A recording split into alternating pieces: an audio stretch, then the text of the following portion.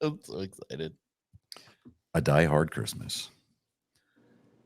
'Twas the night before Christmas, and up in the tower, everyone was partying except for one wallflower. John McClane missed his wife. Things just weren't the same since Holly had moved west and changed her last name. He tried to win her back, but still she said no, while unbeknownst to him or to them, there was trouble below. A truck had pulled up, and who should disembark but 14 men whose intentions were dark. They spoke not a word and unloaded big crates. They cut the phone lines and locked all the gates. Carl swept the floor or ground floor, shooting every guard dead, while visions of bearer bonds danced in his head. John took off his shoes, making fists with his toes. And I'm actually doing that right now. It actually worked. Well, what do you know? When out in the lobby, there arose such a clatter, he sprang to the door to see what was the matter. When what to his wondering eyes should appear, holy crap, there are terrorists here. Yes. Oh my god. John hid under the table where no one could see and watched Hans question Mr. Takagi. I'm going to count to 3. There will not be a 4. Give me the codes to open the vault door. I don't know the codes, so go ahead and shoot. Okay, said Hans Gruber, and ruined Takagi's suit. Yes. John tried to call the cops by pulling an alarm, but instead called the bad guys who tried to cause him harm. But John killed Tony, who had very small feet, and sent him to the terrorists as a Yuletide treat. He put on a Santa hat, or he put a Santa hat on the German, and eyes all aglow, wrote, "Now I have a machine gun. Ho, Oh. ho, ho."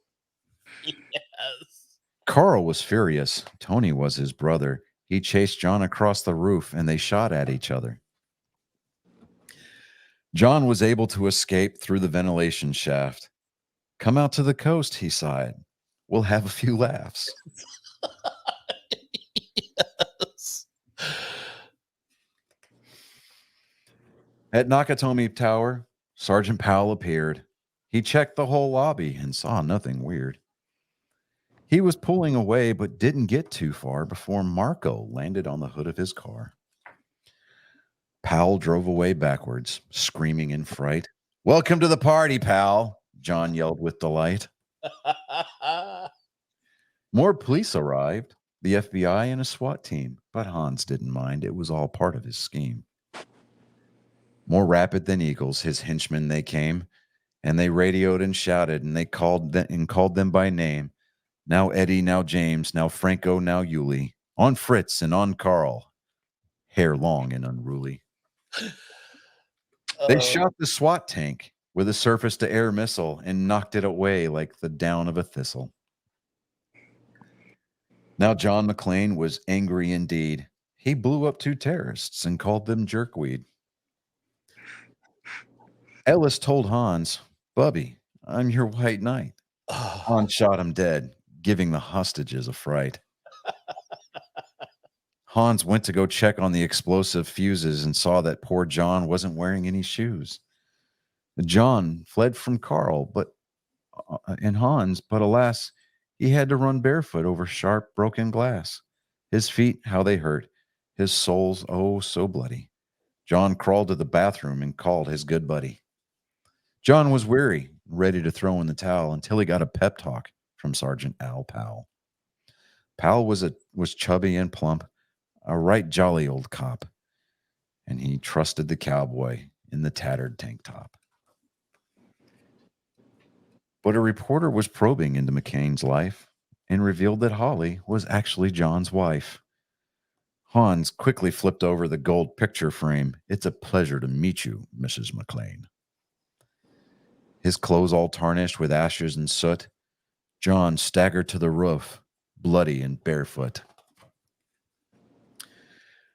The explosives were wired to the rooftop with care in hopes that the hostages would soon be there.